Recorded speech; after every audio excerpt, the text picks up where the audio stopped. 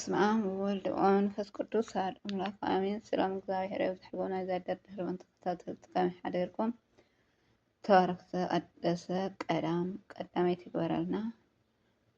እሺ ከንፈዋድ አምላክ ሎሚ እውን ጥበብ ኢያሱ ወዲ ሲራክ ዝብል ምዕራፍ 7 ሒዘ ይመፅእ ኣለኹ። ኩሉ ግዜ ብምዕራፍ እናበልኩ እየ ዘቅርብ 7 በፂሐ ኣለኹ። ሰናይ ምክትታል ኣይፈለየኒ። ሸር ሳብስክራይብ ላይክ እናገበርኩም ኣተባብዕኒ። መጽሓፍ ወዲ ሲራክ ምዕራፍ 7 ክፉእ ዘበለ ኣይትግበር ክፉእ ከዓ ኣይክበፅሐካን እዩ። ካብ ሓጢኣት ርሓቅ ንሱ ድማ ካብ ኣፍካ ክርሕቅ እዩ። ወደይ እታ ምድሪ 7 ዕፅፊ ፍደ ከይትፈድየካ ብዓመፅ ኣብ ዝተሓረሰ ኣይትዝራእ። ዓብይ ሽመት ክበካ ናብ እግዚኣብሔር ኣይትጸልይ። መንበር ክብሪ ክበካ እውን ንንጉስ ኣይትለምኖ።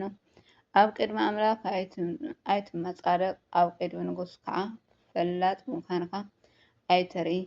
ዓመፅ ንክትርሕቅ ዝክእል ሓይሊ እንተ ዘይብሉ ዳኛ ኮይንካ ክትሸየም ኣይትእመን። እወ ሓይሊ ሰብ ምስ ኣፈነፋክ ብኣዳላው ከይትፈረድ እሞ ዝነበረ ጽቡቕ ስም ከይጠፍእ ይትረፍካ። ንህዝቢ ኣይተዓምፅ፣ ንገዛእ ርእስካ እውን ኣብ ቅድሚ ህዝቢ ኣይተዋርዳ። ንዝገበርካዮ ሓጢኣት ደጊምካ ኣይትግበር። ድሮ እኳ በታ ሓንቲ ግዜ ዝገበርካዮ ሓጢኣት ክትቅፃዓካ እግዚኣብሔር ነቲ ዝቀረበሉ ብዙሕ ህያብ ጽቡቕ ግምት ክህቦ እዩ። እቲ ኣዝዩ ልዑል ዝኾነ ኣምላክ መባኣይ ከቅርበሉ ከለኹ ክቅበለለይ እዩ ኣይትበል።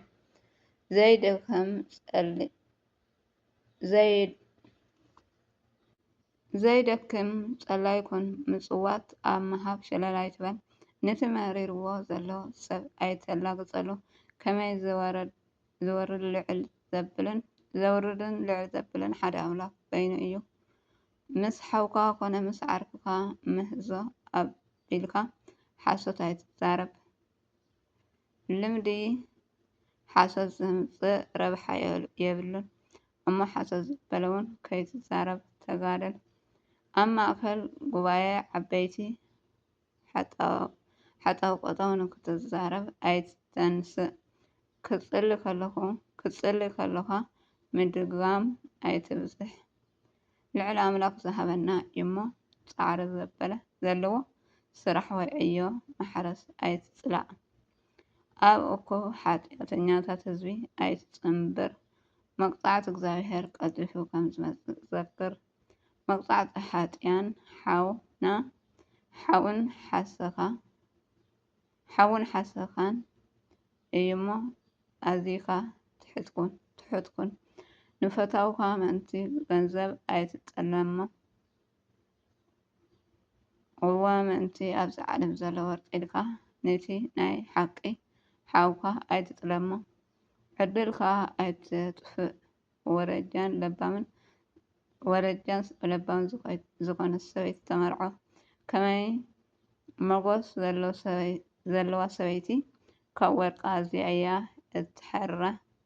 ነቲ ዕዮ ብእምነት ዝፍጽም ኣገልጋሊካን ነቲ ተወፋይነት ዘገልግለካ ውዕለይካን ኣይትዓምፆም። ነቲ ለባም ዝኾነ ኣገልጋሊካ ከም ገዛእ ርእስካ ጌርካ ኣፍቅሮ ሓርነት ድማ ሃቦ። ካብቲ እንተሃልየውካ ጓሳ ዘርብሐካ እንተኮይኑ ድማ ሓዘን። ደቂ እንተሃለውካ ቅፅዓዮም። ኣብ ንእስነቶም ተሓዝካ እዙዛት ኮይኖም ከም ዝዓብዩ ግበሮም። ኣዋልድ እንተሃልየናካ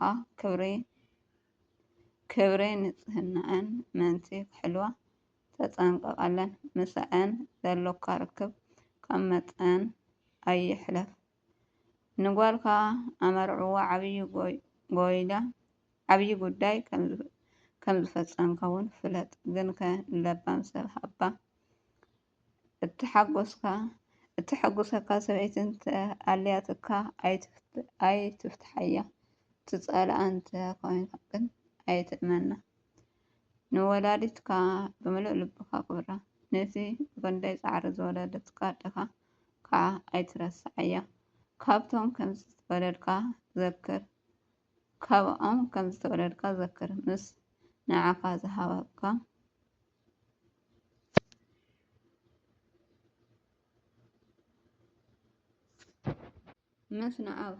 ዝሃበካ ውህብቶ ዝመዛዘን እንታይ ምውሳኽ ክትምልሰሎም ትኽእል? ንእግዚኣብሔር ብኩልንትናኻ ፍርሓዮ፣ ንካህናት ከዓ ኣክብሮም፣ ንፈጣሪኻ ብኩሉ ሓይልካ ኣፍቅሮ፣ ነቶም ኣገልገልትካ ድማ ኣይትጉድኣዮም። ንእግዚኣብሔር ፍርሓዮ፣ ንካህን ኣክብሮ፣ ከምቲ ዝተኣዘዝካዮ ድማ ብፅሕት ማለት በኩሪ እቶትካ ኣብ ክንዲ ሓጥያት ዝወሃቦ መስዋእትካ ናይቲ ዝስዋዕ እንስሳ ክልተ ኢድን እቲ ምእንቲ ጽድቂ ዝቐርብ መስዋእቲ በኩሪ እቶት ናይቲ ቅዱስ ዘበለ ኩሉ ንዑ ኣቦ በረከትካ ፍጹም እንትኸውን ንድኻታት ሓገዞም ብሂወት ንዘሎ ኩሉ ብልግሲ ሃቦ ንሞት ከዓ ሕያውነትካ ኣይትንፈገሉ ንዝበክፊ ደንግጸሉ ምስ ዝሓዘነ ከዓ ሕዘን ንሕሙም ካብ መብፃሕ ሰገጥ ኣይትበል። ከምዚ ዝበለ ግብሪ ተፈታዊ እዩ ዝገብረካ። ካብ እትገብሮ ዘበለ ኩሉ መወዳእታ ዝክሪ ሓጢኣት እውን ኣይ ክትገብርን ኢኻ።